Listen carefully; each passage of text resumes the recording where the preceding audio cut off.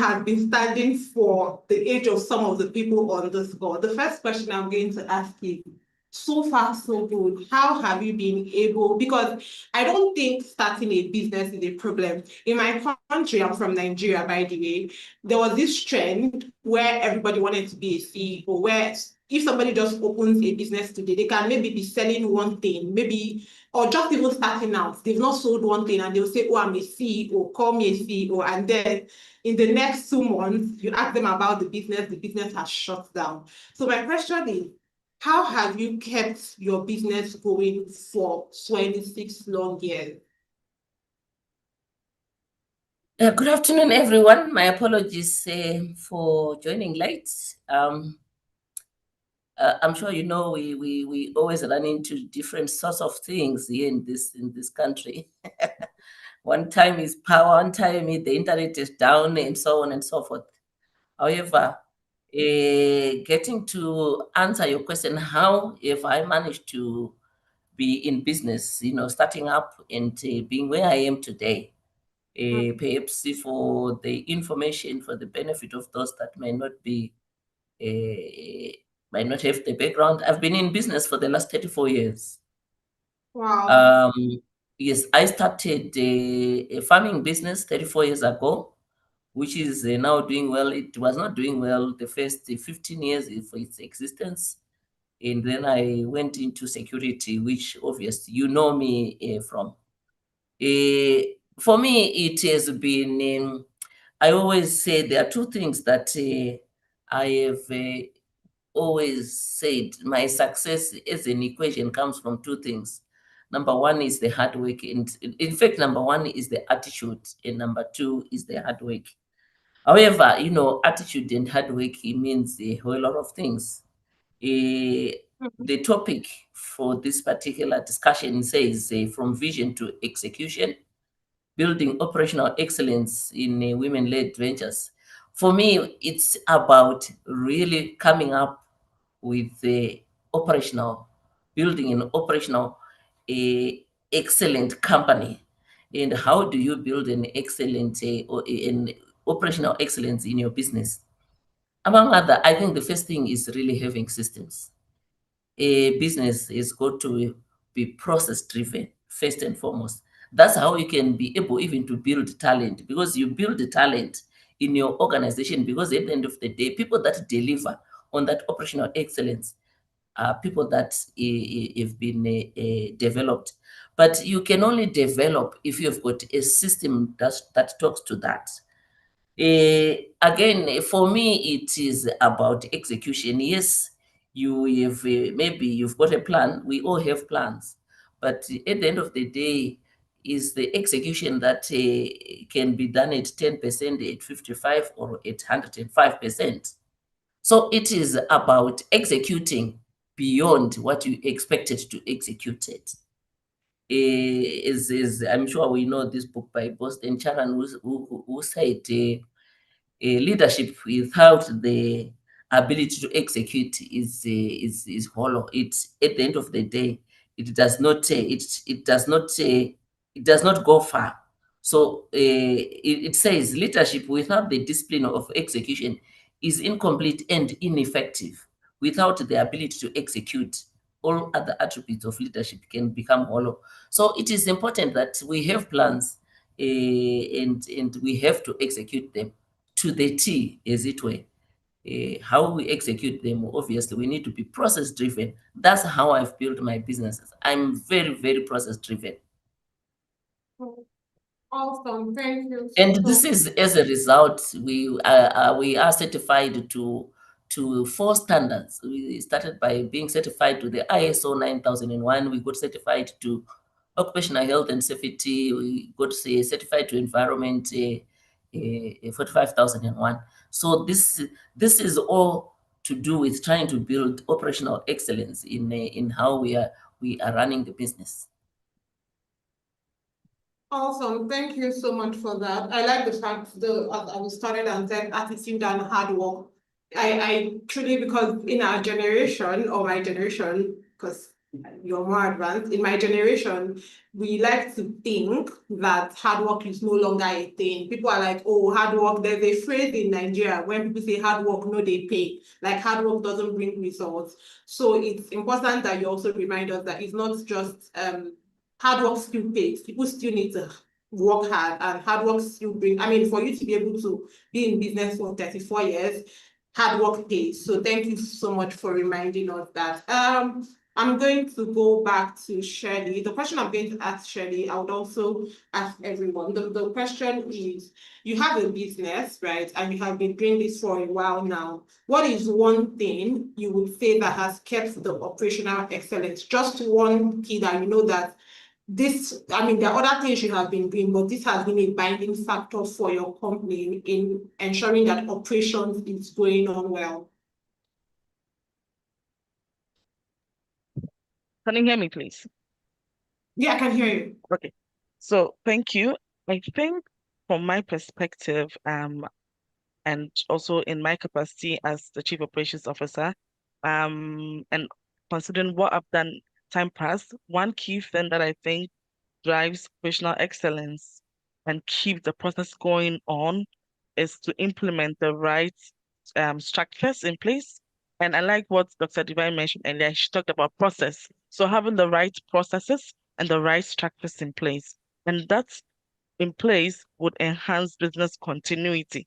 What do I mean by that? So what can happen is that if the processes are in place or the structures are in place, using the right technical solutions or software tools, etc., in place for the business, if person A isn't available, person B can pick up from where person A left off, and the business can still run and operations can still go on. Another key thing I also want to mention that can enhance what I've just talked about is keeping everybody in the loop, which is right communication, having the right communication channels. Because once everybody's on the same page, whether it's the technical team or the non-technical team, once everybody's on the same page with what is going on in the business, becomes easier for anybody to pick things up and still keep the business running and still keep operations running and still keep the processes running without any defaults anywhere. So these are the two key things that I'll touch on. I'm saying this from this point of I'm running a tech company as the COO because that is the first thing we considered at the very beginning, to have a software tool in place that can centralize all our operations and keep everyone in the loop so that if Department A has a process, Department B, C, D can see what's going on, and it keeps everybody on the same page. It streamlines the processes, it enhances visibility, and it even gives us real data on everything that is happening within the business. And that is one key lesson that I would give for any organization or for SMEs or for entrepreneurs, to always put in the right structures, the right processes, the right software tools in place at the very beginning. And I mean, consider the budget, consider the size of the business. You don't have to go for something very flashy or expensive, but I believe that every business size has its own tool available that can meet its budget expenses. So that is what I would say. I'll leave it for my other distinguished panelists to chip in at this point. All right, I have a question to ask you on that. I'm just going to put it out so I don't forget. You'll come back to answer it. I just want to say so I don't forget the question.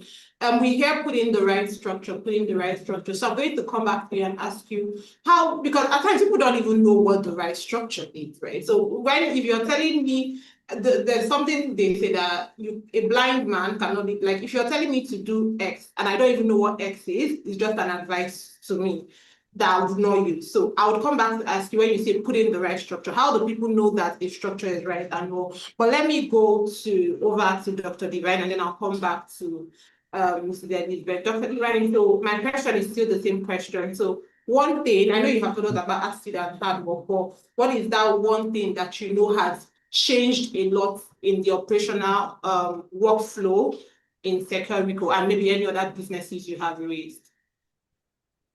Okay, if I got you right, how do we achieve operational excellence? I think that's how I got it right at the beginning. For me, it is about any business, whether it's service industry, whether it is producing some goods. It's really dependent on talent. It's dependent on, in fact, on people, and do the people have the right talent? So it starts by how you hire, you start recruit, how you recruit and employ people. For me, in the business that I run, and this is I think this has been a concept that has been proven. We hire on character. We don't. Yes, qualifications are important, but that is not the most important thing. We hire on character, and we obviously have to.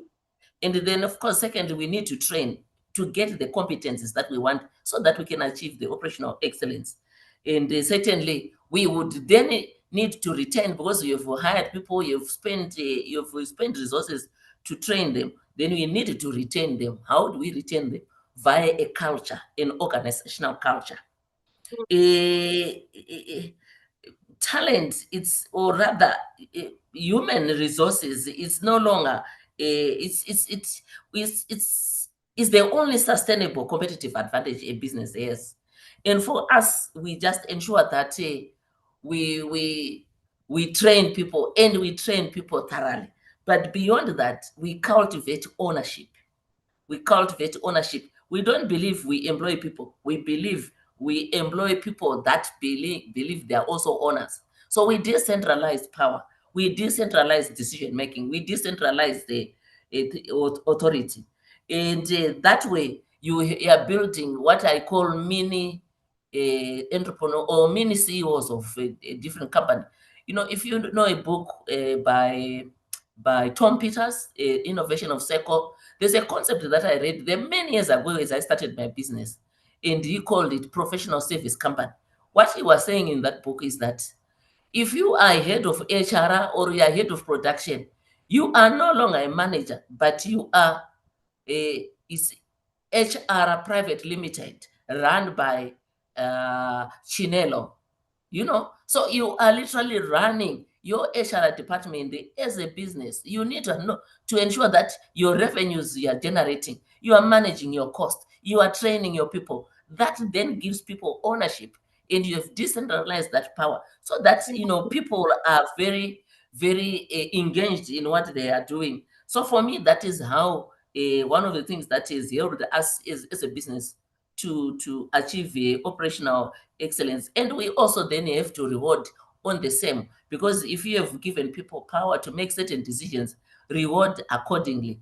That's how they keep motivated, and that's how they can continue to to produce at that level where they feel we own this thing, because there is a link between what they are producing in terms of their results and what they are earning. We use the balance scorecard in terms of how we evaluate performance, and that goes to an individual say remuneration as well. The other thing is if you want to have operational excellence that goes on for always, you need to have a succession planning in your business at whatever level. Every person is going to know their number two and their number three at whatever level, because then you don't want a situation where you've developed people, they understand the organizational culture, you have got this high turnover.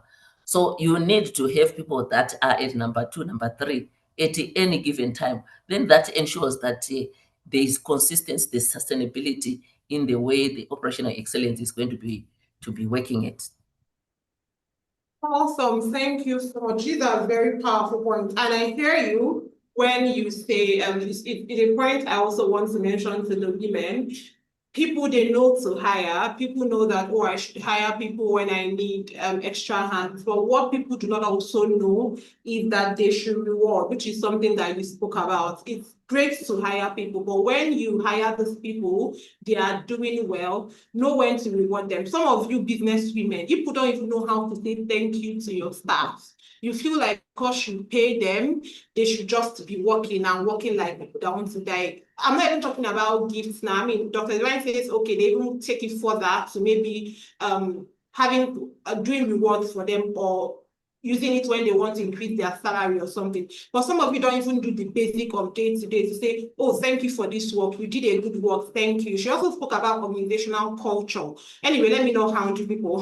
When we are done, I'm going to go on this point and we are going to break it down in our own language and we'll talk about it. But thank you so much, Dr. Divine, for that. We're not going to have Miss Elizabeth. I'm going to ask, it's going to be a financial question, so that would be a different thing. When you were speaking, you talked about discipline a lot, right? And the way you emphasized on it, I must think that you have met a lot of entrepreneurs or business owners that when they came, you saw that they were not really disciplined or serious in doing what they need to do to secure funding, and not just secure funding for their businesses. So my question would be, how can women, especially people that are just starting, right? How can they improve financial discipline early? Because some people, the reason why they are also not disciplined is maybe they are still bootstrapping. Maybe they are still, they don't have, they've not made enough money. They are still using today. What's that thing they say? There's this time they say, today I save my business. The next day the business saves me, right? So what if they are still in a place where the business is not running on its own? They are trying to save the business, or the business is trying to save them. They have not even changed. They don't know the difference between their personal finance and the business finance, because business is tough, right? And they don't just know what to do. So how do you think early on they can work on financial discipline? Yeah, thanks a lot for that question, Chinelo. And I tell you, the one thing that I've learned in business and having supported a lot of businesses is that this is not a one-day journey. You're not going to want to start a business today and voila, it's going to be a corporate. No. We're going to start from baby steps. And the baby steps speak to being, being able to be disciplined. But what are you disciplined about? Disciplined about learning and learning, relearning. Because every business to be where it is today, even the absence of this world, any organization has had its trials and errors. But the question is, if you want to go into an area of business, you must not just have the dream in your mind. You have to be able to put things into a paper. There's a planning process. There's a process of learning the environment around you, the competition around you, right?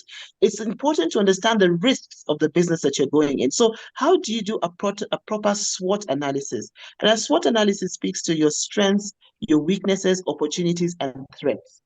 I say this because a lot of the times we focus on perhaps the weaknesses, but what about your strengths? There are strengths that speak to why is this business the right business for you to do, because the environment is right for you to do it. I say these are basic things, but a lot of the times, for instance, if you inherit a business, you have been lucky enough to start a business and it looked like it was fine, but you haven't done the work. The work needs to be done. So when you speak about having a business plan, this is a plan for you to be able to succeed. So you're saying, for instance, what kind of market are you in? Who are your competitors? Let's do that basic work, because that will start for you to know what structures you need to have in place for you to thrive. It will then go into a conversation like, for instance, who do you then hire to support you? If you know that you're weak in audits and you're weak in accounting, you must hire somebody who can then support you. If, for instance, you know that you're going into a market where you're not familiar, for instance, with the language or the people on the ground, then you hire people who can support you. So this business plan that you have becomes your Bible for you to consistently reflect. And a lot of the times, men are good at calling themselves into a meeting, and they call themselves first into a meeting and say, how do I succeed? Then who do I need to call on to help me succeed? And therefore they have formed boy clubs, time for them to meet, whether it's at the golf club, whatever it is, so that they can support each other. Women too need to find that support system that can help them through also the difficult periods. I say this because, we are good at, engaging in what we call shy clubs. Here in Kenya, we call them shy clubs. We call each other to tea and we have a nice, tea session. We pray together. We talk about our children, but we really don't talk about supporting our businesses. So these things come through once you've done a proper SWOT analysis.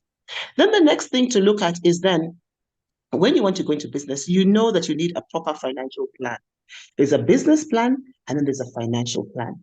A financial plan not only speaks about the good times when you're going to be gaining money, but also in times where you need to be supported when times are bad. I tell you, COVID taught us lessons that we possibly would never have learned. Businesses shut down. Businesses had to close shop. Business had to scale down. What is your business continuity plan in terms of when there are issues? And this will then relate to your financial plan. Because you always plan with plan A. But what about plan B and plan C? It is important that, ladies, we have these things. And these are not things I can tell you, guess, this is what your plan A should look like. This is your plan B. You have to craft your plan. No two businesses are alike. Even if you're next to each other and they're salons or boutiques or, manufacturing companies, no two businesses are alike. They are unique in a lot of ways. And therefore, when you do your SWOT analysis, you do your financial business plan, you look at your plan A, your plan B, and your plan C. And today, there are lots of consultants who can support in these conversations. You can even come to the bank, like I mentioned earlier on, and say, guess what, this is my plan. I want to be able to move my business across African continent and be supported. So, for instance, from an APTA perspective, we know that women's plans are unique because we cannot, for instance, treat them in the same way. And this is more of the non-financial business. We can't treat them in the same way that we treated men. So when a man comes in this plan, it's easy for me to say, this is not right, this is wrong, you need to boost this, you need to boost this. But for women, because of the way we are nurturers. We need to also use the language. So we have trained our branches to be able to make sure that we're not using, language that is what to say, direct. Yes, it has to be truthful, but we speak to the fact that we have to be able to engage them in a manner that is more supportive. Why do I say this? So women, yes, we can come in alone, but we can also come in comfortable groups. So for instance, your investment group, you can come in and we can have conversations where we speak to the SWOT analysis, the business plans, the issues that we see in the industries that you've come into. So I would say, find your partner that can support you in those conversations. Find, the support from a financial perspective. ABSA is open to have this conversation, as in a lot of organizations. Find, partners outside, people who are willing to mentor you and coach. And in that respect, also, the ABSA domain, we have then said we formed clubs, where you can come in and have conversations that can encourage you, support you, empower you, where nothing is stupid, so to speak. I use that word very loosely, but no question is left unanswered. All questions will be answered. So, ladies, I would say, let's do the work. The work that speaks to making sure that you have the right pillars, the right plans, the right plan A, B, C, the financial support, and therefore build a business, that you can be disciplined around. Because once you set these pillars, the question is, how disciplined are you? You can't open your shop one day at 9 o'clock, another day at 10 o'clock, another day you don't open it. There must be discipline around making sure that every dot is, every I is dotted and every T is crossed, because that is how you set your business for success in the future. So I'll pause there and hand it back to you.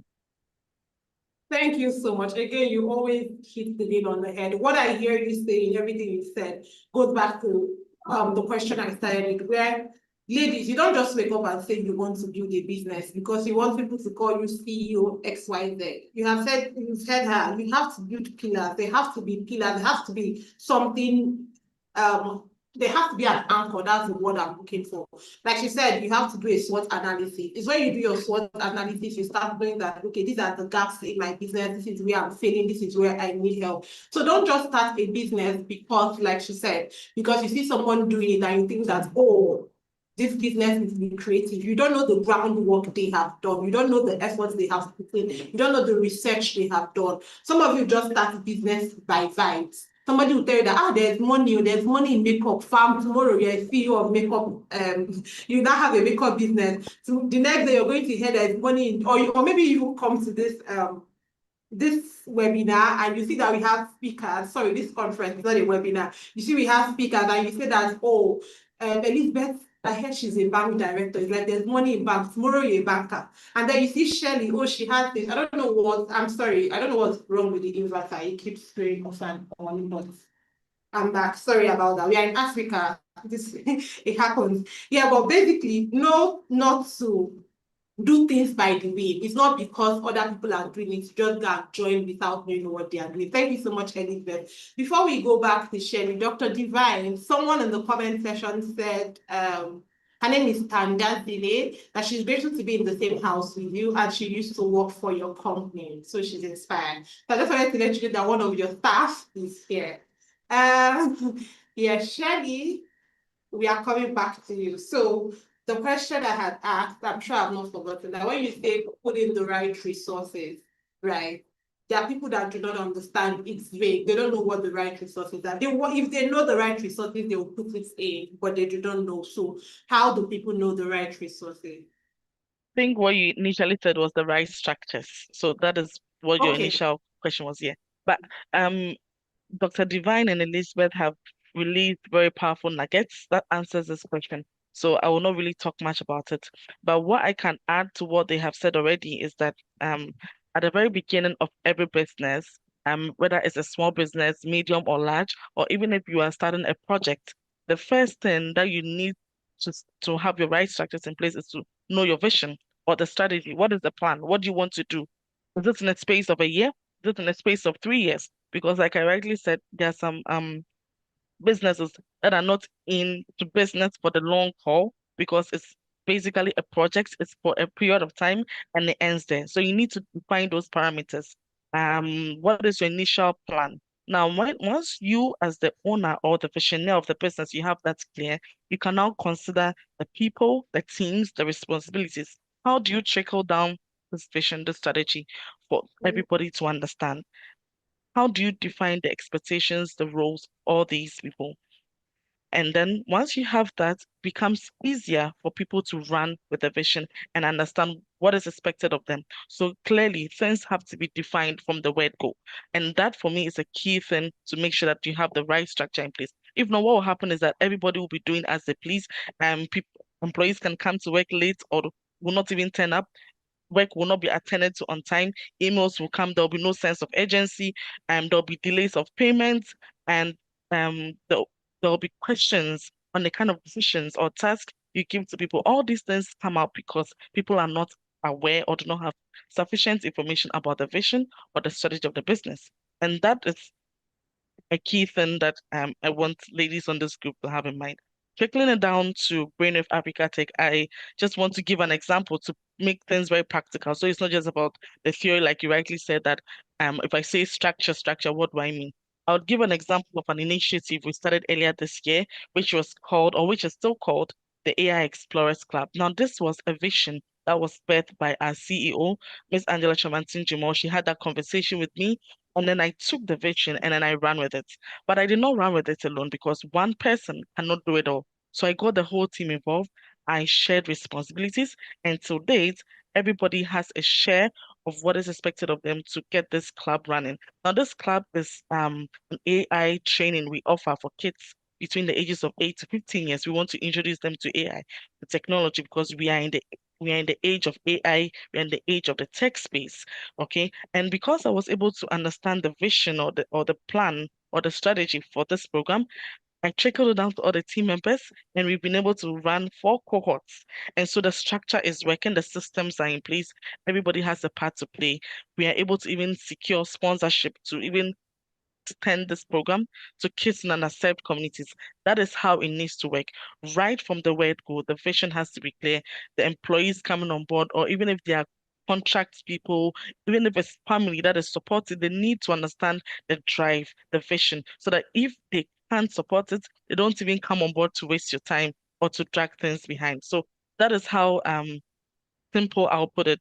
I hope it makes sense. Yeah. It does make a lot of sense. I'm going to drag my women for just 1 second. So, women, the way I'm going to drag you, you've had vision. I mean, since this conference that we'll be talking about vision, if you know on the call that you know your business vision, you are clear, you know it, give me a one. If you know that people are just sleeping, people are just moving. God is the vision. God is your vision. Don't lie. Nobody should lie. If you know you don't know where you're going to your business, it's okay to also be vulnerable, because when you're vulnerable, at least you will learn. I'm seeing one. So all of you know your vision. If I give you the opportunity to talk, somebody wrote 1 and 2. I don't understand. You don't know your in between your vision and not knowing your vision. Okay, I see more of ones than twos, but I know, okay, I can see two. I know that some of you don't know your business vision, and it's okay to be clear about it, right? No, not to be clear, to be honest about it.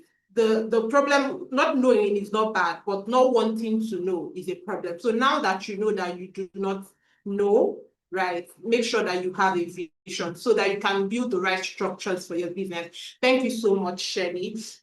And Dr. Divine, I'm going to ask you a question, and this question is for the early stages of your business. On this call, we have we have business entrepreneurs that are doing very well. They have scaled, they are making money in thousands of dollars. But we also have those that are just starting things out and they are maybe making their first hundreds of dollars and they are still struggling. So I want to ask, in the early days of your business, how are you able to ensure excellence even with minimal resources?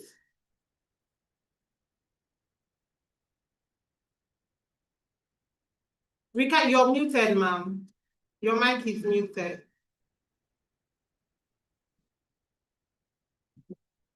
Oh, sorry. No, I was saying, I think, for the startups that you're talking about, I think everything always starts with a mindset. They believe that you're going to be able to do it. And for me, once you believe, it's 99% the battle has been won.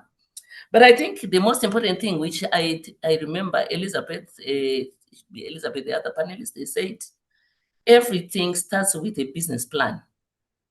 Even if you are selling tomatoes, even if you are doing the smallest of ventures, it starts with a business plan. A business plan will give you clarity in terms of where you will be going. It will help you to be able to fine tune even in your model, in the models that you are going to adopt as you go on. A business plan will tell you, if I'm going to be producing a canned beef, it will start by saying, what is the first thing I need to understand? Do you need to understand, do you have the skills, the organizational structure that you need? Number two, in your business plan, you obviously need to have a production plan. How are you going to be producing the canned beef? The marketing plan. Who are you going to be marketing to? And where is the market? How are you going to reach to the market? And most importantly, you need to have a financial plan. The financial plan will basically tell you your cash flows for the next 5 years. You should actually build cash flows for the next 5 years. That's how I started. Because it will drive you towards those ambitions that you've put down on the paper. Because you then say, okay, I'm going to start off by producing 5. And because I'm able to sell 5 and my capacity is 5, and because my capital that I have is for producing 5. But how do I continue maybe going to producing 10, 50, 100, 1,000? The business plan will guide you. So really working with a business plan is always a prerequisite. It's a non-negotiable aspect. You need to have a business plan. That plan, you then work with your plan. You work towards your plan. And once you start, for me, it is also about visibility. You need to go out there. The market needs to know what you are selling. The market needs to know your product or your service, because that's how you can grow your business. You need that visibility. And visibility also comes with understanding the particular business you are in. If you are in the business of making clothes, you then need to understand what is happening in that particular industry. What are the fundamentals? Where is it going? So understanding by reading, by going to seminars, by participating in webinars like this is very important. And for me, that is how I would really encourage. But obviously, financial discipline, when you're talking about financial discipline, is also you cannot grow if your money is the business money is your money, because the business money is not your money. So financial discipline is very, very important. If you cannot manage your finances, you not go anywhere. You need to be able to track your incomes. You need to track your expenses. You need to be able to understand your numbers. You need to understand your cash flows. You need to understand your income and expenditure numbers. You need to understand your balance sheet and what does it mean. You need to understand your costings. If I'm getting raw materials at this, what other costs do I need to be factoring in before I can come up with my selling price? So all those things are very important, and that is how you can grow. And all these things are very important at whatever level a business is at. At startup, at scale, at medium level, these things are very important because by knowing your numbers, you can manage. That's why they say if you can't measure it, you cannot manage it. You need to be able to understand what is happening in your business. And financial, discipline is one of them. And certainly, obviously, getting yourself out there and being visible to sell and be able to get the market back you. Thank you so much, ma'am. That was really powerful. Something she said I'm going to repeat. Your business money is not your money. Some of you will be like, wow, I've really, really worked hard and I've been saving this business. So this Christmas, let the business take me to the UK. Let the business take me on vacation to America. Let the business take me to the Bahamas. The business money is not your money. If the part you have paid yourself from the business, because I always hear people advise that as a business owner, pay yourself, have a salary from your business money instead of you just using the money how you want. If your own salary from your business money is not enough to take you on vacation to anywhere, even to your junction, better sit at home. Sit at home and watch YouTube. Anyway, thank you so much, ma'am. So I still have a lot of questions, but we are crushed for time. I'm going to try to ask maybe one or two more. I'll take the most important question. Then we'll go to Q&A for the next. Ladies, you're going to give us a bit of time. We are going to take a bit longer today. I know you're enjoying yourself, so you won't mind. Miss Elizabeth, I have one question for you. It happens not just with people. Now, I'm not also firing shots to only the women. I'm taking the shots myself.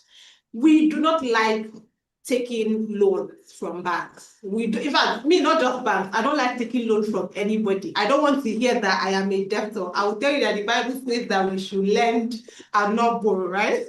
So people have this angst, or not angst, I think it's fear. Fear of borrowing, fear of taking a loan, fear of allowing somebody come into your business like an investor. You're like, okay, I've worked hard for this business. If an investor comes, what if they're going to take all of my everything that I have worked for, or they're going to have a bigger share and stake? So basically, what do you advise for the fear we have, a lot of us, on taking loans or having equity investments and any sort of investment into our business? How do you think people should leave the point where they're afraid to where they know that for your business to scale, for your business to grow, you may need outside support? Thank you very much for that question. And it's a big pain point for women. It comes from the fact that we can't hear you again. Sorry, there was an interruption there. I think that it's a real big issue, and that issue because we women have always listened to people who've gone before them, and if one woman is hurt, they'll come and tell 10 other women, loans are bad because I've had a bad experience, and it's been carried on generation after generation. The truth of the matter is, ladies, all these big companies, all these big corporates you see in the environment today, for any business to scale, and to scale to take advantage of the opportunity that they see in the environment and be able to thrive and grow, you have to borrow. The borrowing has to be there. Because you don't always have the financial capability, the muscle in your own self. Yes, there's some people who've been lucky and blessed to know that they can be able to get money from their parents or money from, the people who are around them. But the truth of the matter, any corporate worth its salt today has to borrow. And it's not just, even from an organization like mine, if we need support in a different way, there's borrowing. The question is, how disciplined are you around the borrowing? Because the borrowing speaks to, you have taken money from somewhere, you have to be able to repay it. And the process and the reason why we have all these conversations as we're having today is to ensure that if you have the right pillars in place, you have the right plan, you have the right support, you can be able to borrow and repay. Because the pain of the fear that comes from, for most women is when you default, and therefore the tough conversations around how can you repay.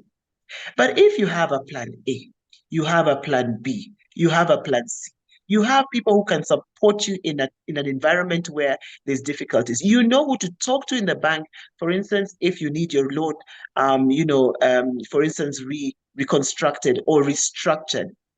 Ladies, the truth is we are fearful because we don't know. As in the Bible says, people perish because of lack of knowledge. That is the problem. And the more knowledge you have, the less fear you have.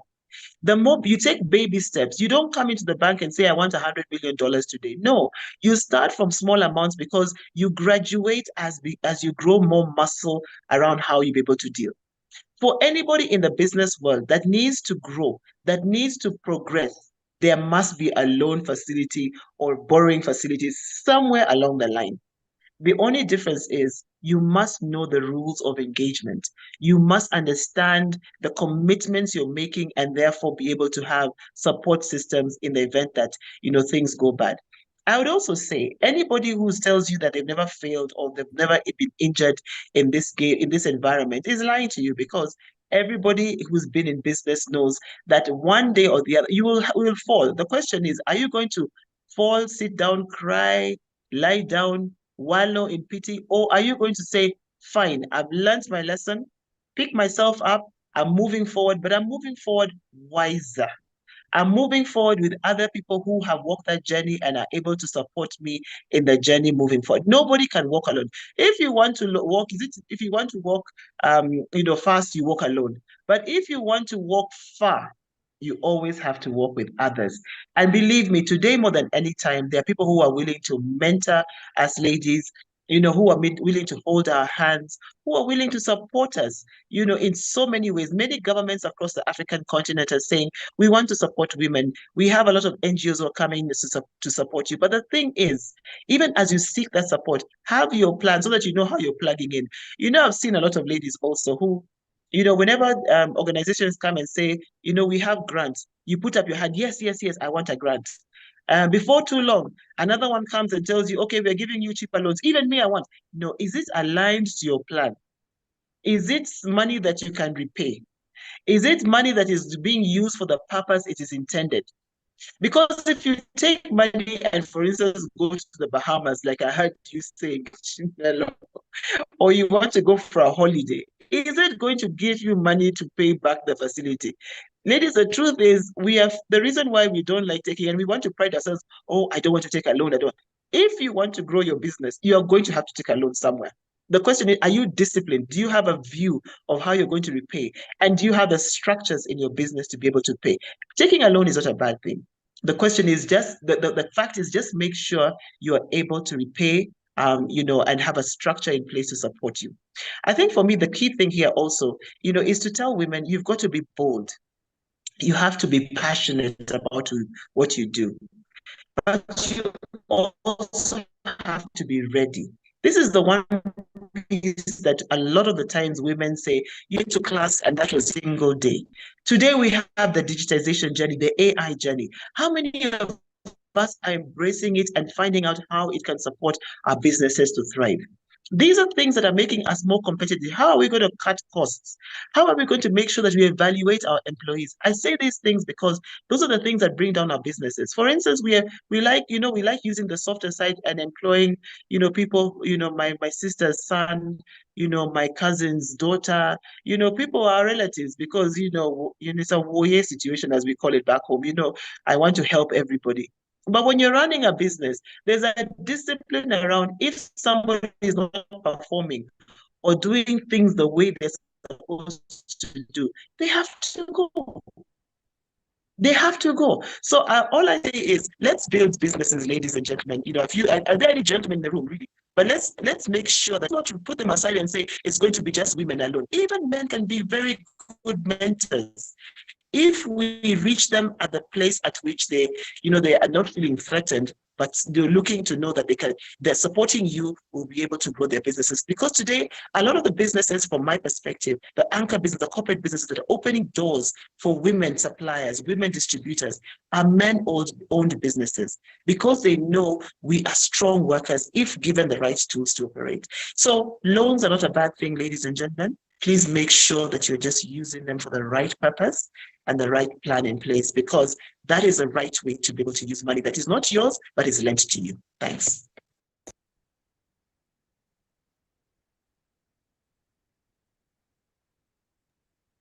Sorry, are you on mute? Oh, I have said it. I'm so sorry. I didn't know I was muted. I was saying thank you so much. This is powerful. Tying to what you said, there's an entrepreneur. She's also an impactor woman. We had these funds that were going out. So I reached out to her and I'm like, oh, there is I've forgotten the sum, but I'm like, there's this sum. It was not a lot of money, but it was quite something that we are giving out. Tying to what you said, take money that is aligned to your plan.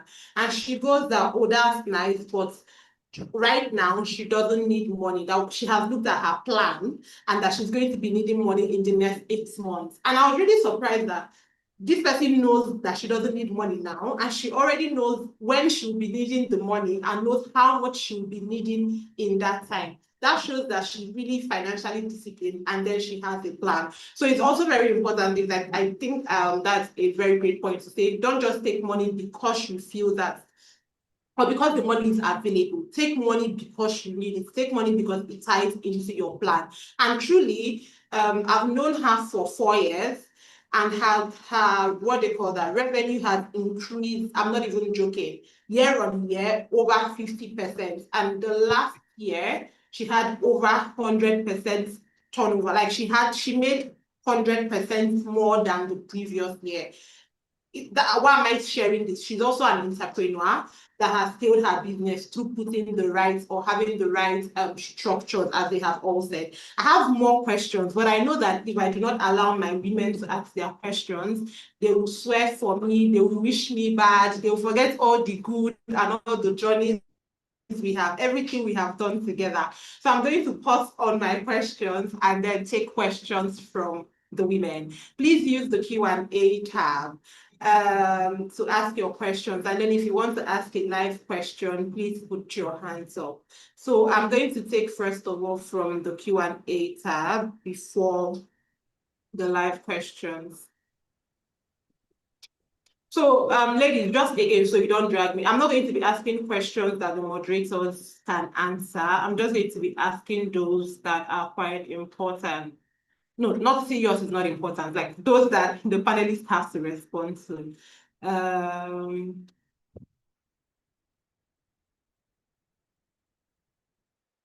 Sorry.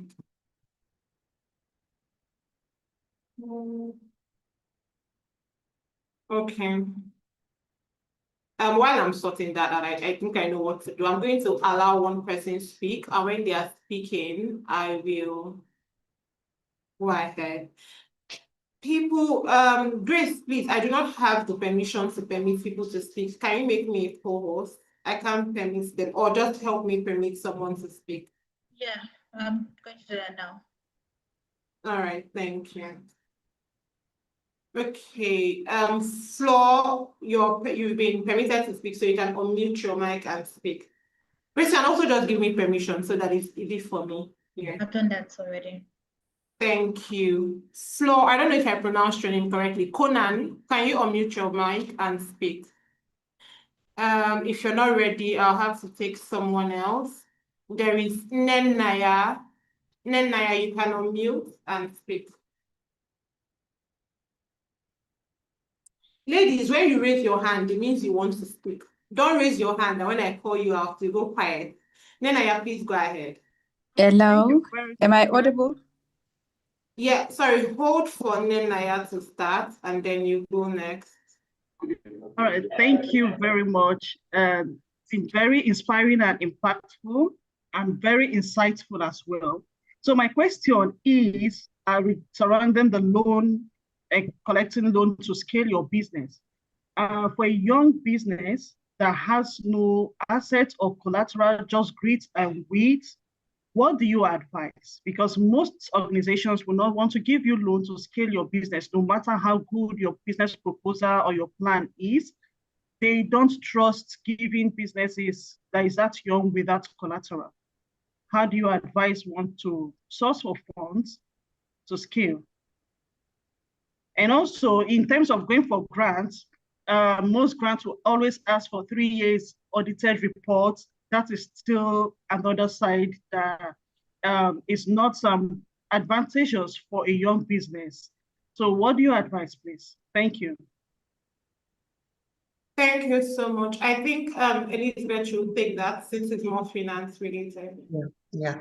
And thank you very much for that question. I think the challenges that you mentioned, looking for security, being a young business, those things are there.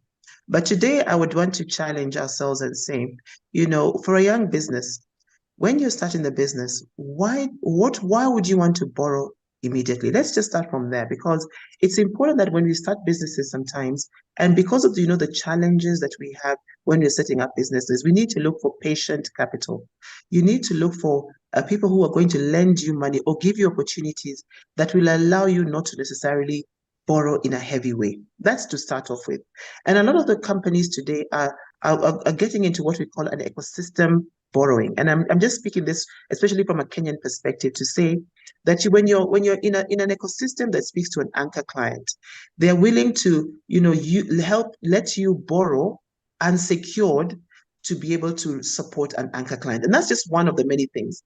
Looking for angel patient capital is another thing. These are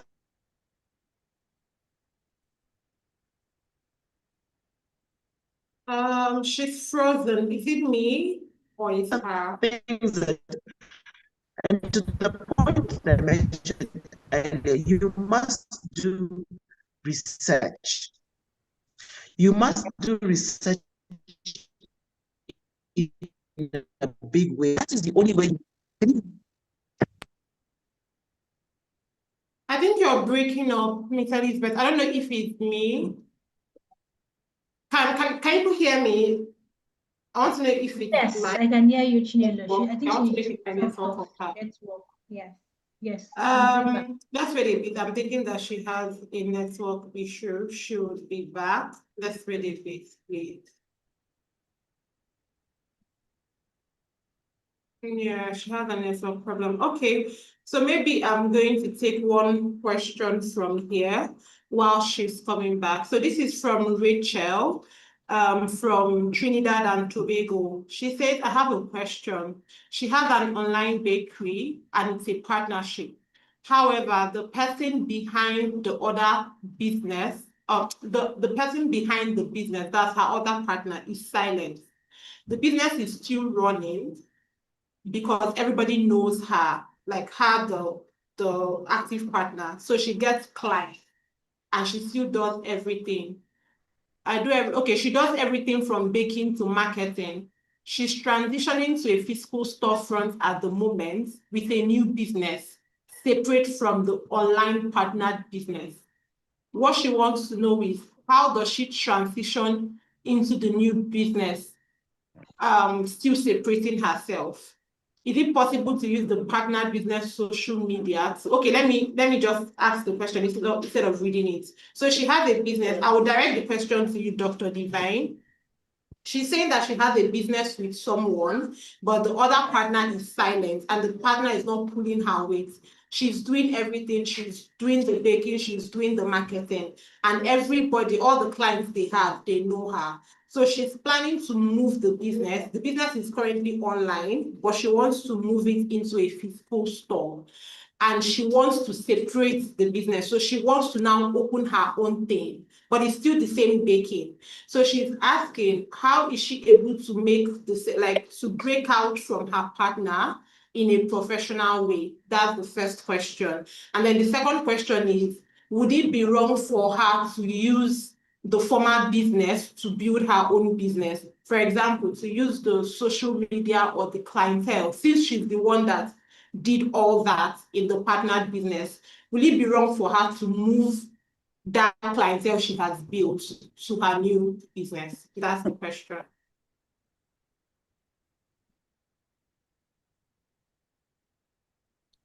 Yes, issues to do with partnerships are always very complicated. I hope you can hear me. Yes, please. Okay, so issues to do with partnerships are always complicated. She wants to break up because from what I see, she is the one who literally is doing the work 100%, almost let's say 99%. I don't know what other partner does besides that. Perhaps the other partner put in their money. So my advice would be, I'm hoping that there's an agreement, a written agreement as to how, because I don't know how they are sharing even the dividends, if they declare any, and how they are structured in the manner how she is being remunerated, because she is not just a shareholder, she's also an employee. So she should be getting a salary as a person who is working in the business, because she's the one doing all the work. So there are two different things here. Number one, if they have got an agreement, the shareholders agreement, which says she owns 60%, the other one owns 40%. How she can, if that written agreement is there, she would need, the nice way to part is for her to give this other partner here 40%. I'm assuming it's 40%. I'm just giving an example. But if there's no written agreement, surely she is the business. But she cannot continue using the same name, because that name was registered between her and the other lady. And then, because that other lady can easily sue her that she's not doing this business on her own, she's using our company, but I'm no longer part of that company.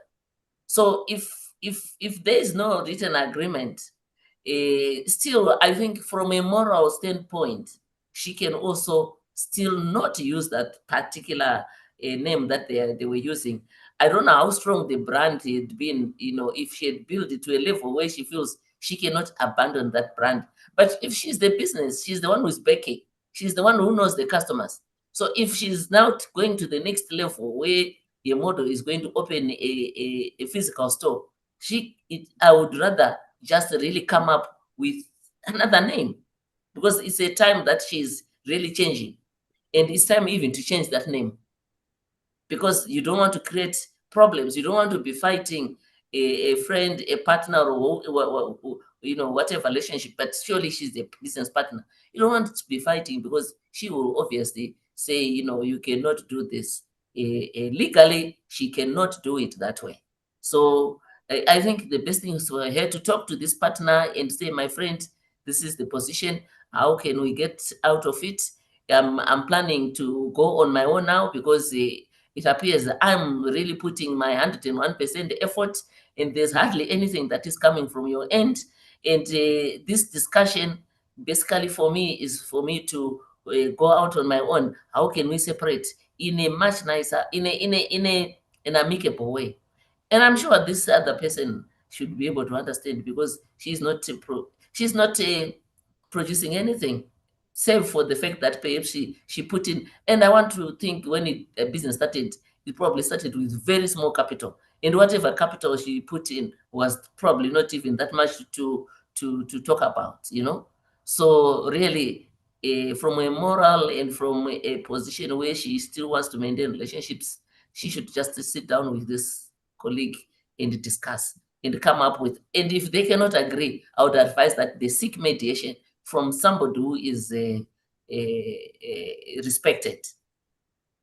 Thank you so much, Doc. I feel like you have answered that beautifully well. There's nothing to add. Thank you so much. So because, again, we have taken a lot of time, just going to ask one more question to Shirley. And ladies, I know, do not crucify me. I know you have a lot to say, but again, we would have to finish. Shirley, the question is, someone has said, it's two questions in one, so I'm just going to ask it. One is, what she has said is that her business is a small business, and she still has to sell on credit. So she's asking, how does she manage, seeing that she still has, she has not gotten to the point where people buy her product and pay her fully? And then attached to it, or someone else also asked that, is there any points where your business money now becomes your personal money, or your business money would always be your business money? Yeah. I think I'll start with the second question. So for me, the point where business money becomes your money is when you begin to pay yourself. So when you pay yourself in a business, then you can begin to earn from your own business and enjoy that money as yours. But when you haven't started earning for yourself or start putting yourself on the payroll of your business, then it becomes a bit tricky to say that the business money is yours, because then the moment you begin to tap into the business money as yours, what you realize is that there'll be some conflicts, and either you would unconsciously eat in your money, or you may not be able to, have a clear cut what you're using the money for, because then it would be all over the place. And one key thing to do is put yourself on the payroll and be able to pay yourself, even if it's just 1% of what you're earning as yourself. That way you'd feel a bit satisfied and a bit comfortable to say that, look, you earn this in your own business, and so you're enjoying that part of the money. Now, to answer the first question about how they can run a business which is still on credit, correct me if I'm wrong. Is that correct? I didn't hear you. I'm saying, to answer the first question, which you mentioned, how does she manage a small business but still give it out on credit? Is that a question? No, she has a Okay. small business and she gives things on credit. So how does she scale? She's still a small business, but she has to still sell on credit. How does she move from that to like scaling into a more sustainable structure? It's a difficult one, because then you have to take some difficult decisions, because you cannot scale a business that is on credit to people, right? If I have a business, I'm selling clothes, and I would say 50% of my business is run on giving it out to people on credit, then how would I expand? How am I going to get my money on time? So two things. One, you need to put in very tight measures to get your money from your debtors on time.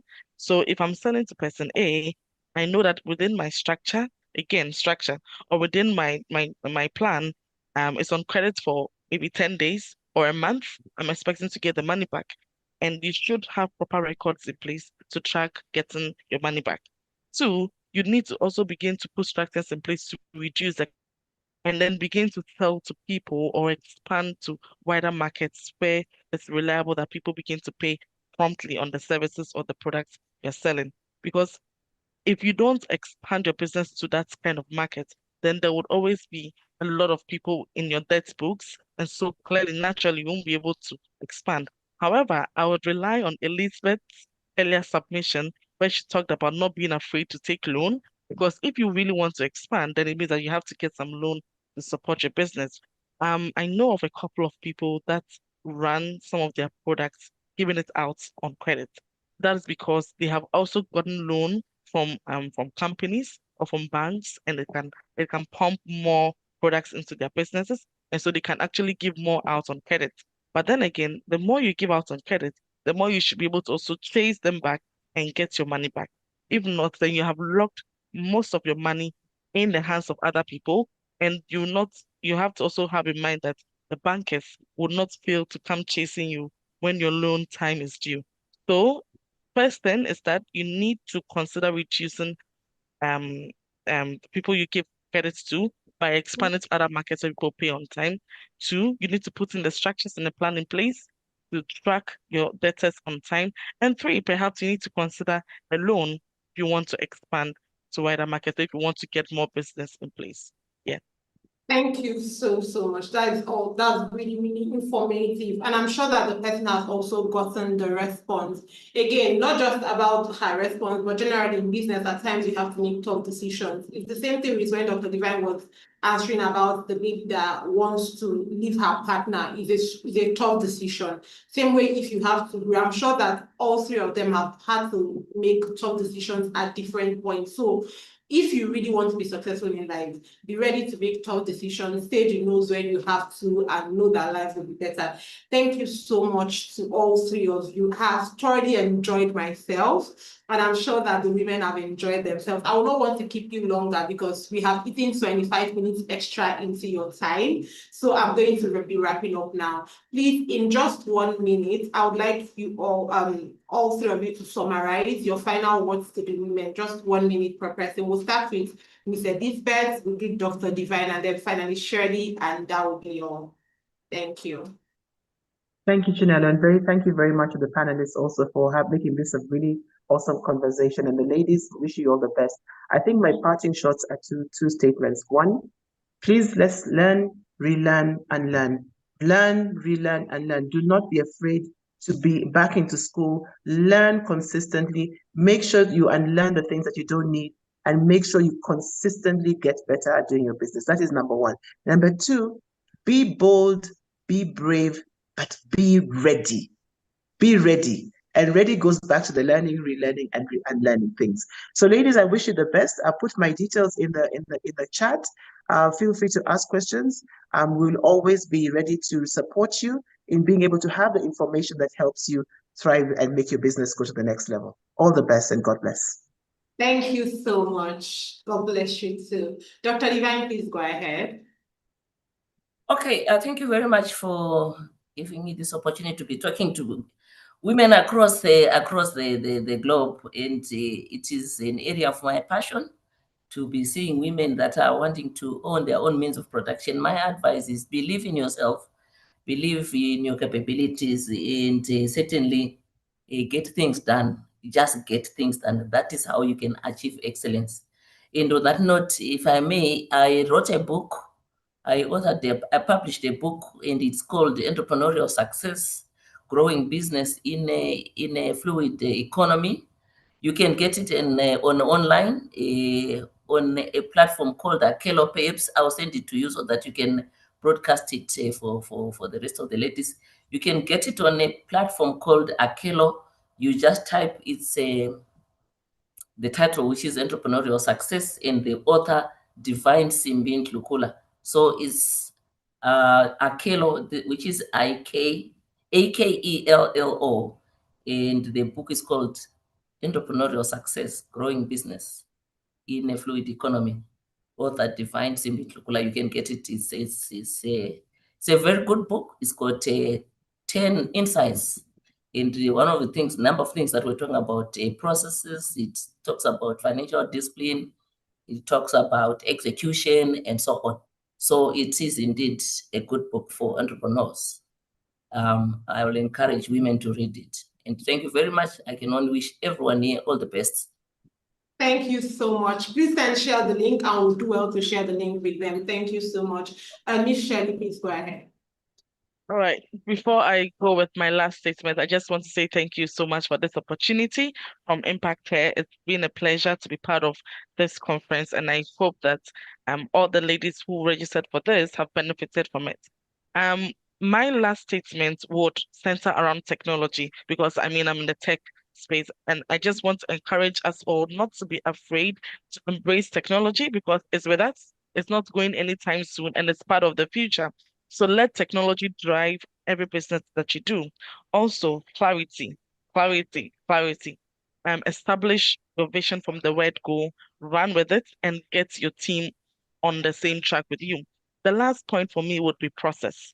Define the processes. Use software tools to define your processes, and then use technology to define your processes to make things easier for business continuity. So these are my last words. Thank you all so much, and I will share my details on the chat as well. Thank you so much. IgniteHER Women, you have been blessed by these amazing women. So please, as they share their links, do well to ensure that they know you were blessed by going to the links they share. If they put their LinkedIn, go and follow them on LinkedIn. If it's their IG, whatever thing they have told you to do, buy a book, try to encourage them. Again, these are very busy people. They took out over an hour. We have eaten, I think almost 30 minutes past the time, and they are still here. So please, appreciate them. Thank you all so much. We hope to have you again. We are really blessed. Thank you, and do have an amazing afternoon ahead. Thank you. God bless you. Thank you so much. All right, ladies, please give them a round of applause. Ladies, please do not leave. Yes, we are done with the panel session, but we are not done for today. You have to give me time, because I have to also summarize the panel session for you people. At some point, people start paying me for my summaries, because these notes, I'm taking them for myself. I'm not taking them for you guys. But I'm going to summarize. And then after the summary, we still have freebies. I have promised you people freebies in the morning, and I keep to my promise. So we are still going to give freebies out, and then you can call it a day. So give me the next 20 minutes tops, and we should be done. But to the panelists, thank you so much. You could continue your day now. I appreciate it. Okay, so I'm going to do the summary as fast as I can. Starting from the beginning, I think it was Michelle that spoke about when you have employees that keep leaving, you should find out the why. Why do they keep leaving, right? When you know the why, you know where the issues are coming from, and you try to fix it. Some of you believe everybody is the problem apart from you. You do not believe that you're the problem. You believe it's the people. It has to be your staff. So tell yourself the truth. Know why people are leaving. And if it's your structure, if it's you as a person, because some of us, we have terrible character. We do not have good character. So if you know that you do not have a welcoming spirit, that you have to learn how to lead people, go and learn. There is no harm in learning. Learn what you need to learn and become a better person.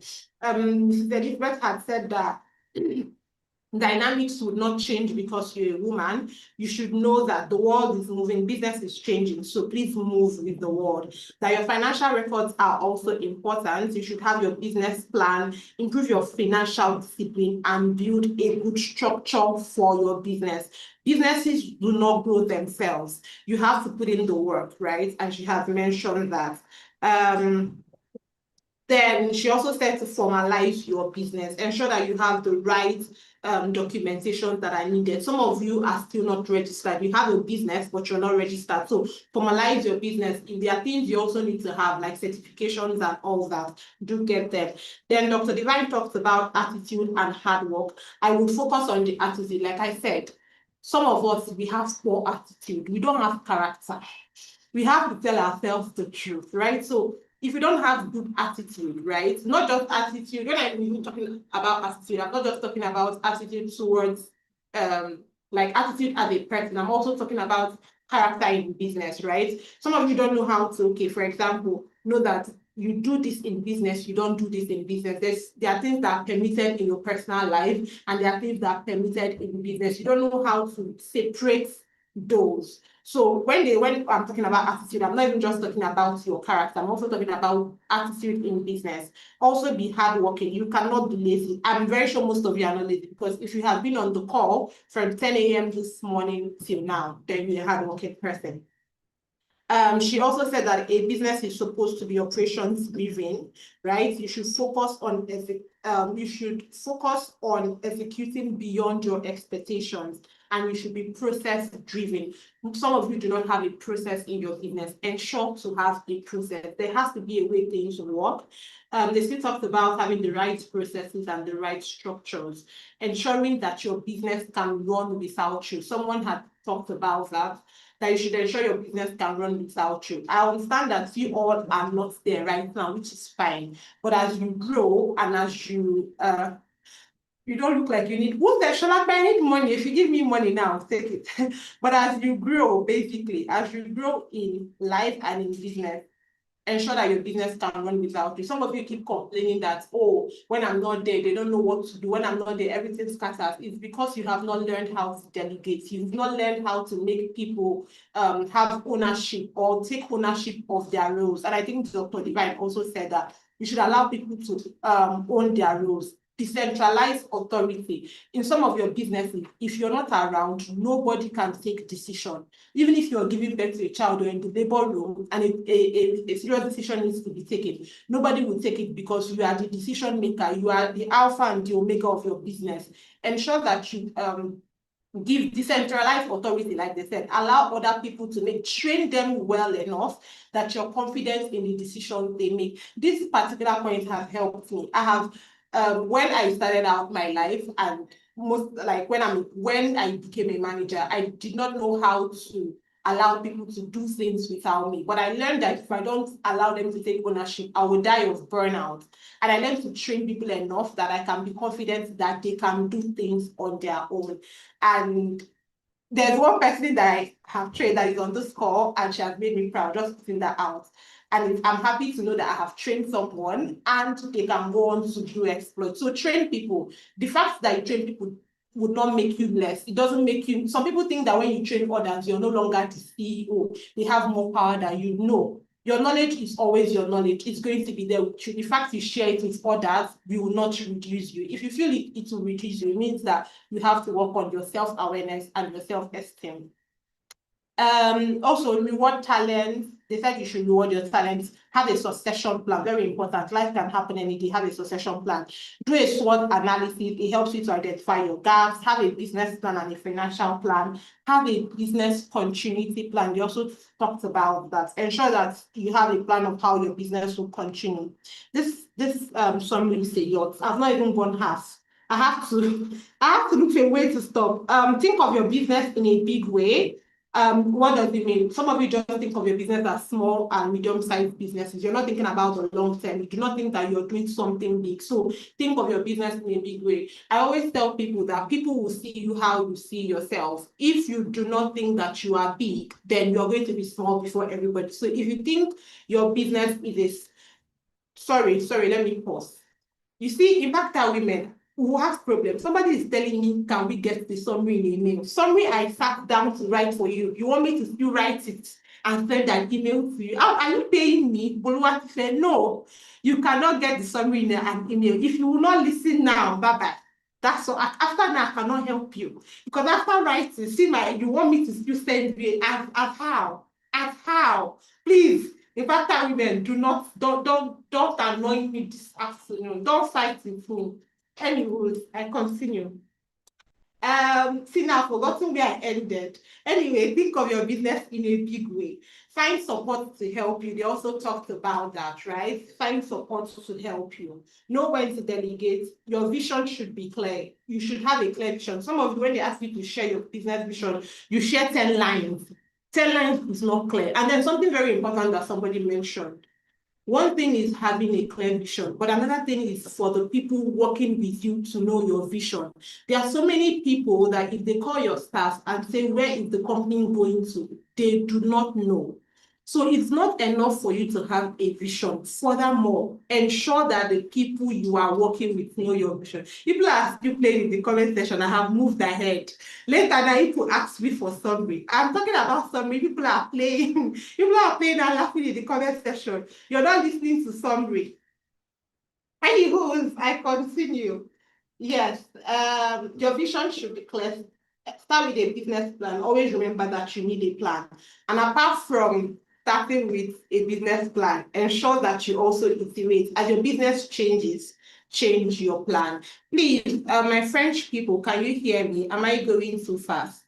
Right. Let me not be distracted by them. I'm not crying, no. I'm a very calm person. While we are still doing the summary, people should go and like Impact has comments. I'll talk about that after the summary. I continue. You can't scale with just your money. This is also for people that are afraid of taking loans. The richest man in the world, the people you know, the Elon Musk, the Jeff Bezos, all these people, one thing they all have in common is that they used other people's money to grow. If you read, some of you do not read. You businesswomen, some of you do not read. If you read and you have read The Rich Dad and The Poor Dad, they spoke a lot about investments, knowing when to take money to grow. So for you to be able to scale and to have a global business, your money cannot take you there. You need help, but just know when to seek for help. Take money that is aligned to your plan. Don't just take money because it's available. Take money when you need money. Don't take money because there is free money. Let me sit on that point a bit. So, impact our women. Every time people will come, people will be sending mails. I need finance. I need this one. I need that. When we ask, what do you need? Some of you don't know what you need to finance. You will hold us on the neck like, know why you need money. Don't just be needing money. Because even me now, I need money. No, there's anybody you ask, do you need money? They'll tell you yes. But if your reason a valid reason, maybe not. Because why do I need money now? Because Christmas is coming. And I want to travel to one country or the other. So if you ask me why I need money now, it's because I want to go to, I'm seeing people from the Caribbean here. Me too, I'm a good girl, I'm God's child. I won't mind going to the Caribbean. Anyway, need money for a good reason. Know when to leave people. Someone said that. So what it means is some of you are partnered with people that are not helping you in your business. Some of you have staff that have refused to do the work. Some of you have people that have turned to liabilities and they are no longer assets. So if in your corner, in your business, if you have people, be it a partner or a staff, that is no longer doing well. Do not be afraid to let them go. Again, do not be afraid to let them go. Do not run your business on sentiment. If it's no longer working, fix it. Don't be emotional, learn consistently, and always tell yourself the truth. That is where my summary for today ended. Hallelujah. Okay, I hope you enjoyed the summary, and I hope that if there's anything you missed, you got it from this summary. We are wrapping up. No, I'm not seeing anybody that has said, Chinelo, thank you for the summary. But you are not thanking me. In fact, if you are doing finish with me, you are not saying thank you. Okay, so I know that what people are waiting for is freebies. It's not because people are not here for summary. People are here for the freebies. It's fine. Let me give you freebies. It's time for freebies. But before we get to that freebies, go and like our comments on Instagram. Follow us. Do it now. Do it and come back and tell me I have done it. Go to Instagram, like all IgniteHER posts, all the quotes, all the videos, like them, comment, and then come back. Come back and say you've done it though. Okay. Thank you. The person that is saying I'm so fine, thank you. You're also so beautiful. All right, so we are going to start our freebies from Ghana today because we have a lot to give out in Ghana. My Ghanaians, are you in the house? I want people that are in Accra, Ghana. Somebody has called me head teacher. There's nothing in fact that women will not use me and do. Which one is head teacher? Anywho, Chino, let's wait for them to come back. Those that have gone to like our page, maybe we'll give where are them they going? 2 minutes. On their phone? Did they travel to like?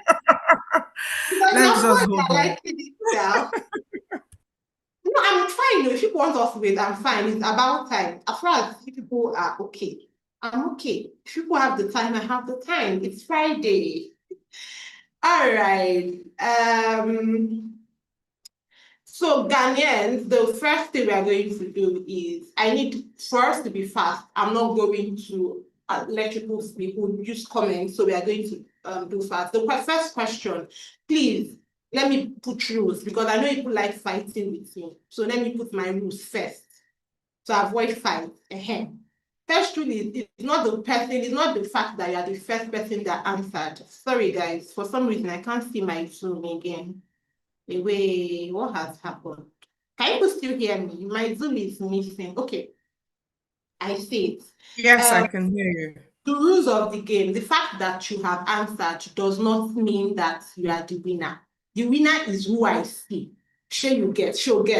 The who I see is the winner. It's not because you see there are lots of comments. The comments are going vam, vam, vam, vam. So anyone I see, please. Thank you very much. So the first question, this is for Ghanaians, people in Accra, Ghana. We had a speaker yesterday. Answer the question as one. Don't put your answers as one, right? Who can tell me the name? Let me finish it before you type. When I finish, I'll tell you I'm done. Sure, you get a hand. Who can tell me the name of the speaker, the Ghanaian speaker yesterday, and one of the things she said? The full name, not just her first name, the name of the Ghanaian speaker and something she said during the panel session. I'm done with my question. You can now answer. I repeat the question. Who again? People have said you what you want to do. I said, tell me the name with something you remember that she said. Put it together. Esther, you started. Hey, somebody said Dr. Vumile. Grace, I could see your women. I think I said this jam question. You think freebies are not free? There's no free thing even in Freetown. All right, all of you are getting the name of the person. What did she now say? The person, what did the person say? A problem will happen. Somebody said Akonsua don't delay. Don't delay who? All right, Selassie is the first person that got it. Selassie Mensah. Her name is Akonsua Anobil. So, Selassie Mensah, you have won yourself a product from Skin Gourmet, and the product has, a bag from Skin Gourmet, and the Skin Gourmet comes with 4 different products inside. So you have won yourself 1 bag of Skin Gourmet products. Please ensure to go and like and follow the sponsor. Reach out to any of the group admins and they will give that to you. Let me take another person. Let me give to someone else. There's also Bridget Nzi. I can't pronounce your name, my love. Bridget Nzi, therefore. Right? You have also won yourself the same thing, a bag of products from Skin Gourmet. Please, moderators, take note. There's Gifty Coffee here too. She said, she has said her name. One thing I remember her saying is that you need to learn how to keep going, even in the absence. This is true. She said it. I was in the class. She said it. Gifty is not lying. So Gifty, let me tell you what you have won. Gifty, you have won yourself perfumes or a perfume, depending on what the thing gives you, from Maison Youssef Fragrance. So know what you have won and do reach out to your group admin. Please, do not reach out to Chinelo. I will not remember what you have won. Reach out to your group admins, not Chinelo, your group admin. Amen. Are we following? Don't reach out to me. Okay. I'm going to take another question now. Still for the Ghanaians. People should not worry. Just everybody stay with me. I'm going to get to all of you. Ethiopians, get ready. Ethiopians, I hope you are in the room. After Ghana, Ethiopians will go next. I hope I still have more Ghanaians. Next question is, this one is very simple because it just happened now. So if people fail that one, I don't know for you. We had another Ghanaian speaker today. I need you to tell me her full name and one thing. Okay, no. Her full name and what industry she's in. Her full name and what industry she's in. Let's go. Full name and industry. I will be looking to see full name and her industry.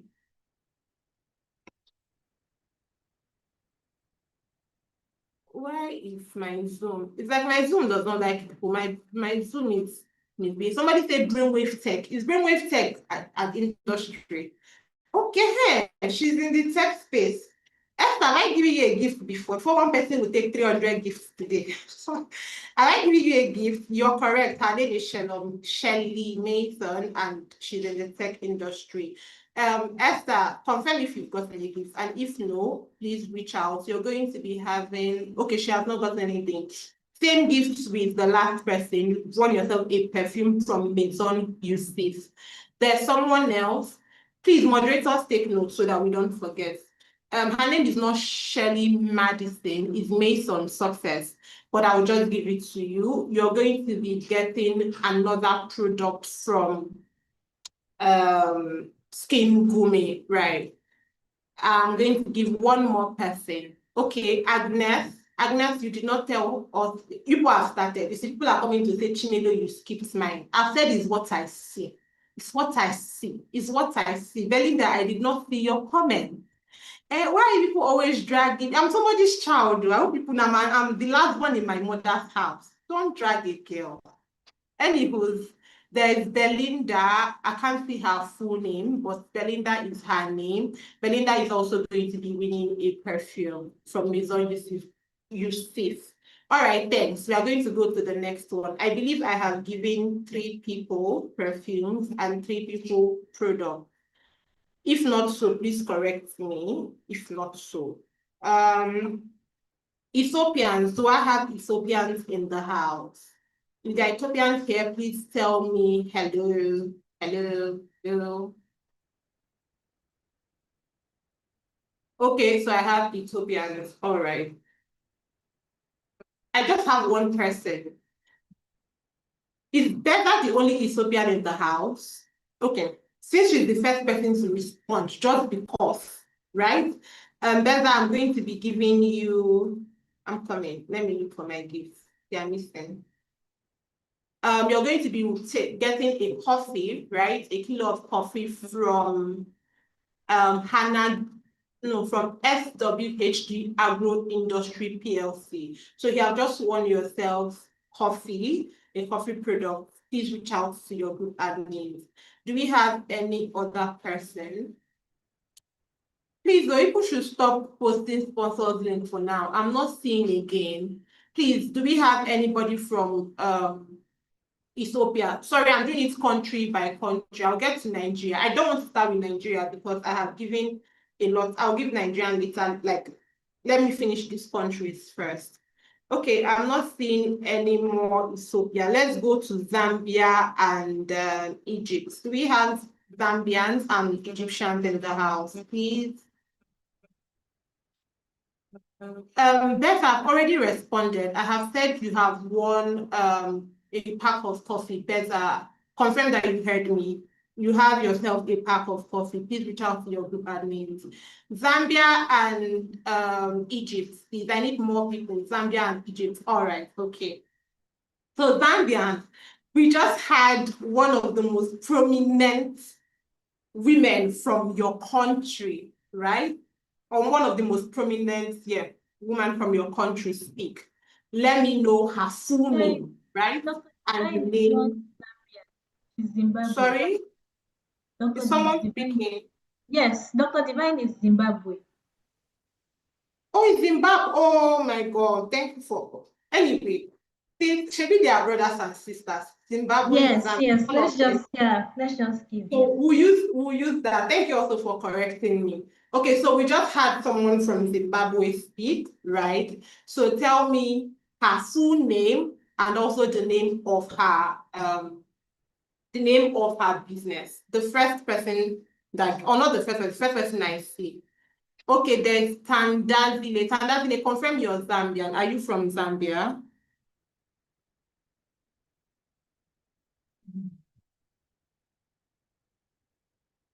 Sorry, give me a second.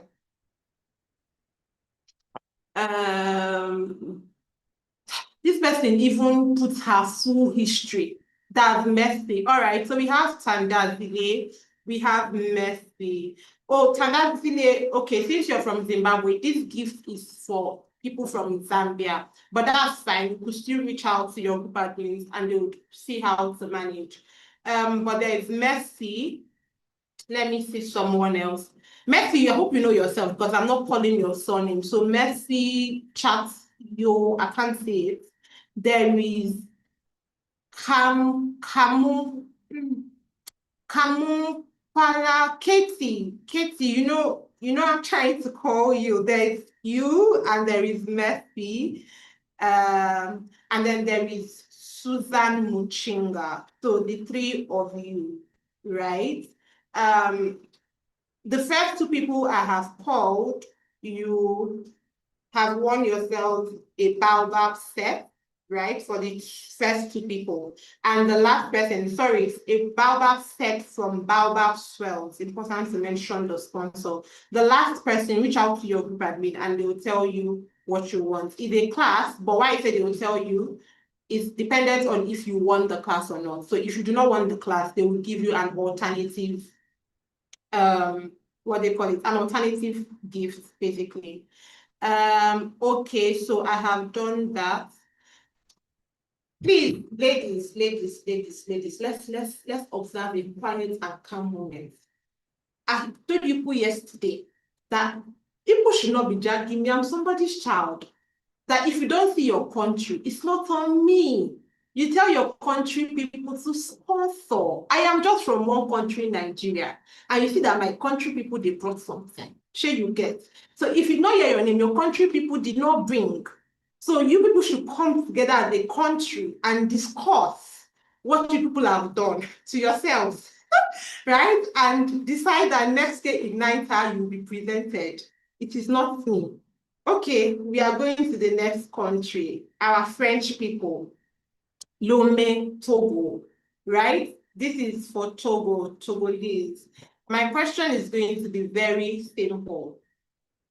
There is one person, I mean, there are lots of French people, but there's one French ambassador. There's one person in Impact that's an Impactor staff, right? That is always going above and beyond for you guys. The French people now, and not just the French, not just Togolese people, but mainly Togo. Tell me the full name of the IgniteHER staff that always ensures that people are fine. And she's also here on the call today, and she was also part of your workshop. What is the name? If people don't know her name, nothing. I'll take all these gifts. I'll tell them to send it to me from Togo, and I'll wear them, and I'll take pictures and send to you guys. So tell me, why are people crying? Who is making people cry? Judith, are you interpreting my question to them? Who is interpreting? Our French people. Away, these French people have left me. They are not answering my questions. Like, interpreter did not interpret. Somebody is interpreting. Don't worry. Okay, somebody is interpreting. Oh, I see. So people have not answered. I said, who is the name of the IgniteHER staff that ensures that people are fine and also interpret for you guys? If people don't know her name, nothing. I'm not even joking. I won't give you anything. French, IgniteHER French staff, are you seeing people? Okay, finally, somebody got it. There's Emanuela that said Judith Loposo. All right, so French people, shout out to your ambassador. Why I call her your ambassador is that she's the voice of the French people. Anything we are doing in IgniteHER, you see Judith coming to ask, what of the French people? What of the French people? So because of Judith, nobody forgets French people. So yes, you play a lot. But the first person that got it is Emanuela. Emanuela, what country are you from? Please let me know.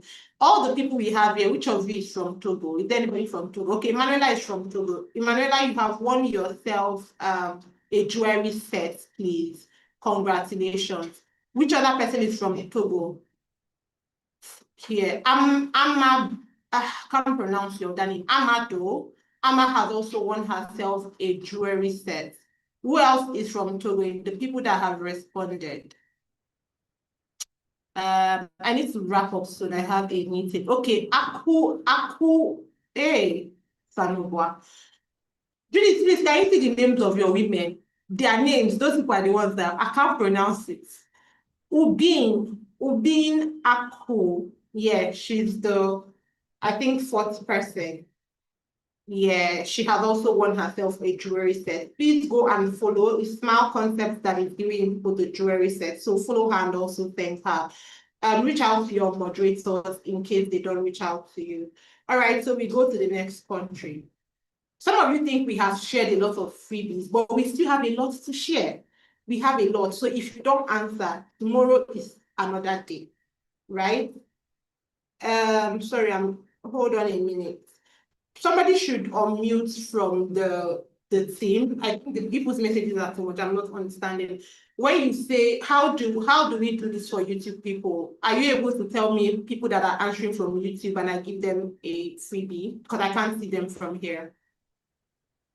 Yes, Someone I'm from checking. Yeah, Yes, so you I'm could checking. They're give not them. saying their names. They're not saying, they're not answering the question. They're just saying the countries that they are joining from. So they're not answering the question. Somebody is from Ethiopia. Her name is Mallet. She just said she's from Ethiopia. And that person is from Botswana. Okay, so That the person is person from from Namibia. Ethiopia, you could tell her to reach out to you, and she also has a coffee too. Yes. Any other person you can let me No reach out problem. down. Please proceed. Thank you. Okay, so let's go to Nigeria. I'm not doing any more cards today, airtimes, because I'm tired. So your moderator for tomorrow, which is Christina, you saw her, the one that led the breakout session. She's going to give out airtime tomorrow. So Nigerians, I don't need to ask, are there Nigerians in the house? Because see, people are everywhere. People are in lot. But let's do this for Nigerians. We'll do it according to city. So I have Lagos, I have Abuja, I have Port Harcourt. So Nigerians, tell me, do we have Port Harcourt people here? Do we have Abuja people here? Okay, Lagos. All right. Somebody in the comment section should give me a question. I lack questions now. Well, you should give me one question to ask. People are too many. Nigerians, you are too many. See people, calm down, calm down. People are too many. People should give me a question. I think we have, this question will be hard. We have a Nigerian speaker tomorrow. She's the only Nigerian speaker for this conference, but I'm not sure that people know her. Because I say people should tell me the name of the person now. Voicemail. Okay, all right. I have a good question. So for Nigerians, the question is, what is the name, the full name of the founder of IgniteHER plus when did IgniteHER start?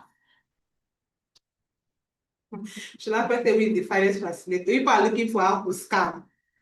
Hey, The is this one you, she's founder's name? whining. Ete Ukama is who? Please, we don't know who Ete Ukama is in this company. There's no Ete Ukama. Okay, someone said 8 years ago. That's correct. Who is the that 8 years ago? Who is the person? Florence, what state are you in? Efe, why did you people put Asan Egu in Efe's name? Jemima, what state are you in? Sinuade, what state are you in? Hey, people should wait. Let me see people's states. Okay, Sinuade is in Abuja. All right, Sinuade, you have I need this code. And Sinuade, you have won yourself a pack. When I say a pack, it's not one, it's not two. How do I explain it? A pack of pads, right? Reusable pads. Remember, they are reusable pads. So it seems like you don't need to buy pads again in your life. So you want yourself a pack of reusable pads plus a period journal, courtesy of Virtuous Pads. Congratulations. Right. People should also be taking note of this gift so that I remember what I have done and know when it's finished. That is Tinuade. Please, who else answered from Abuja? You people are a lot, and this is going too much. It's going too fast. When you're answering, maybe put your state so I can tell you what you have won, and we can close as soon as possible. Please, Efe's name is not Eden. Somebody said Miss Eden Ukala. This is not Garden of Eden. Okay, Lillian, did you answer the question? You're from Abuja, but did you answer the question? People are just putting your name and your state. Did you answer my question? There's Cecilia. Cecilia, you're in Plateau State, right? I know that we don't have a physical gift from Plateau, but the fact you followed the instruction, you're going to be winning one of IgniteHER services. So please reach out to a bundle, actually, not just one. Reach out to the team and they are going to give you. You answered well. Florence, you are in Lagos. Okay. Florence, you have won yourself a bag of Manzane food products. Congratulations. I need someone from Port Harcourt, please. I need one Port Harcourt, one Abuja, and I think I'll be good. Jemima, where are you in? What state are you in, please? What states are you not? Jemima, what state are you in? Odinakachukwu from Port Harcourt. Odinakachukwu. How did Odinakachukwu unmute herself? Like, how did you unmute yourself? It was Odu that spoke. Oh, it's Odu is the one speaking on behalf of her. Oh, okay. Odinakachukwu from Port Harcourt, you have won yourself a pack of cassava fufu and pap powder from Frosty's Global. Congratulations. I'm going to give to one more person and all of us will have a good day. Okay. The last person I see here is Aniebet Udo from Abuja. So Aniebet Udo, you also have a pack of the Virtuous Pads and a period journal from Virtuous Pads. All right, ladies, it is here that we are. Sorry, we have one person from YouTube, Abuja. We have one person from who?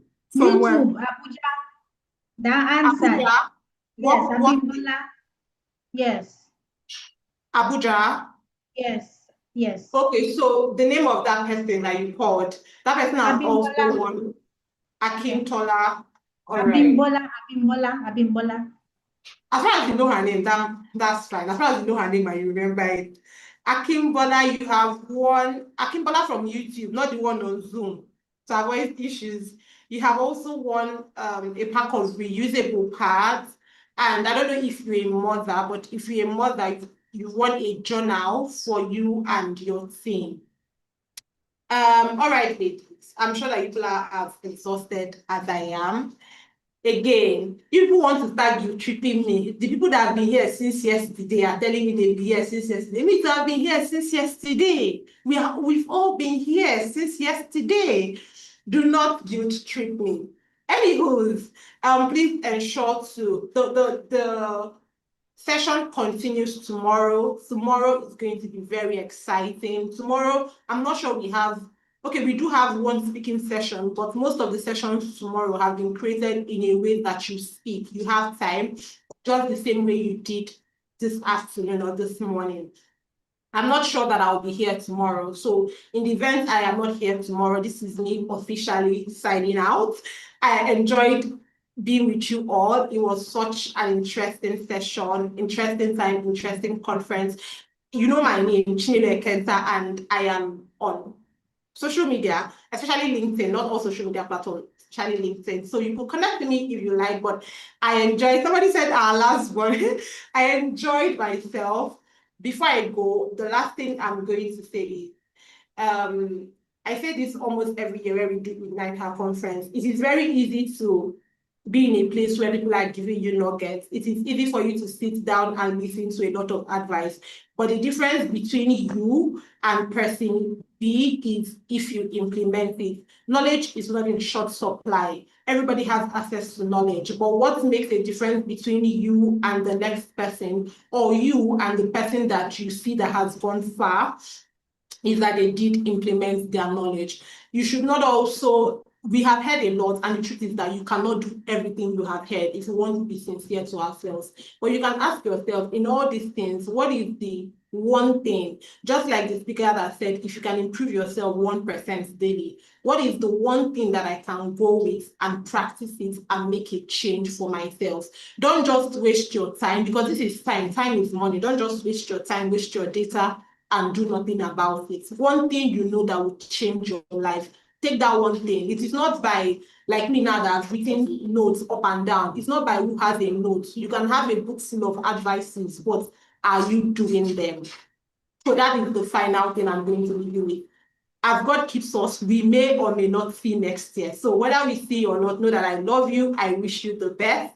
Again, I really, really doubt I'll be here tomorrow, but if I am not here, this is me saying bye-bye to you all.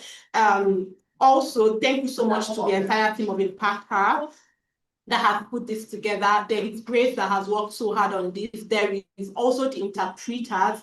They have done a lot. It is not easy to interpret. I have been there and done that. It's not easy. Thank you so much to the interpreters. There's the whole social media thing. There's Tamuno, there is Oduayo, there is Bukola, there is Odedeyi Grace, there is Sunday. There's also the people that have put these designs together, Ibrahim. There's also the founder of IgniteHER, because at the end of the day, if she's not find IgniteHER or found IgniteHER, will not be here. Lastly, IgniteHER's 8th-year anniversary is tomorrow. So tomorrow is IgniteHER's official birthday. It's November 8th, and IgniteHER turns 8. And FA, which is the founder of IgniteHER, would also be here tomorrow. So when you see, I can tell her happy birthday to her company, right? Or to her organization. If I can, I'll really try my possible best to be here. But if I cannot, this is what it is. Happy birthday to IgniteHER, or happy anniversary to IgniteHER. Thank you all so much. I don't know if there is anything I have missed out, moderators. If there's anything I have not announced, let me know so that I can leave. Anything. We are good. We can conclude now. Thank you. All right. Thank you all so much. I love you all. I truly do love you.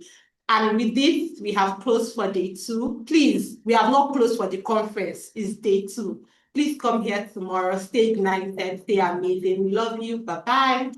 Bye.